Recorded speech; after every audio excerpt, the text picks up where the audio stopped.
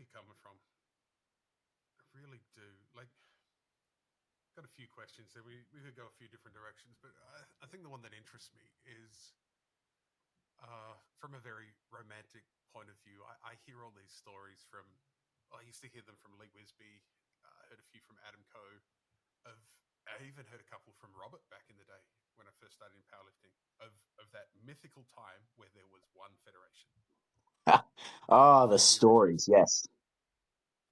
And you're like, wow, were there like unicorns and rainbows and like did people just skip with flowers in gyms back in those days? Like, I think we've probably romanticized that idea. But in my head though, like could we ever get back to one umbrella? Like could we ever get there? What do you think? And if we So, could, if there is a pathway, how many years would that take? oh, um, so the idea of the one organization thing comes with its own problems, right? No competition. You got the same problems with the big four banks or Woolies and Coles, whatever you want to talk about.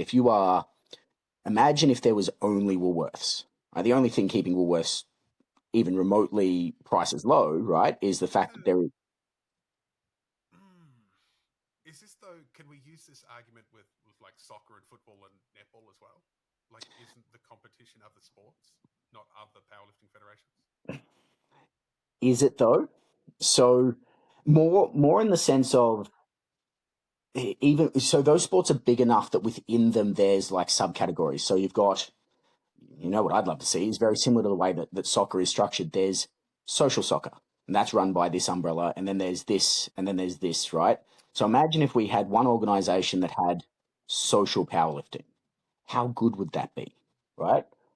Sorry, Good. my wife Yeah. just walked in the room. So imagine that instead of Yeah. having That's these high end equipment, but then you go up to the next level and you've got whatever. So because you've got that, without having an alternative, right? Then the powers that be, can do whatever they want. And if you go back far enough in those stories, there's usually the mythical one powerlifting organization had its own problems, right? So, and those problems were usually, well, if you don't like that, don't play with us. And that is the same with anything, right? You need to have alternative pathways for alternative people. At least that's my thought. I think because of the way the gym structures are laid out and the fact that powerlifting, people have now found a way to coach, run gyms, and make money from it. I think the only way to ever look at uniting, I think APL's on the right move there, in the sense of there is drug tested and there is untested powerlifting. They compete on the same platform, two different divisions or two different days. You all merge together. I think that's probably the play. The problem with that, though, is that then you, like Clean Sports Australia and stuff like that, will go, yeah, but we shouldn't be entertaining that idea because drugs are bad. So whether or not you agree with that's that, the bit so that you go, bring up. Yeah, yeah, go. that's the bit that bit there about being beholden to external organisations.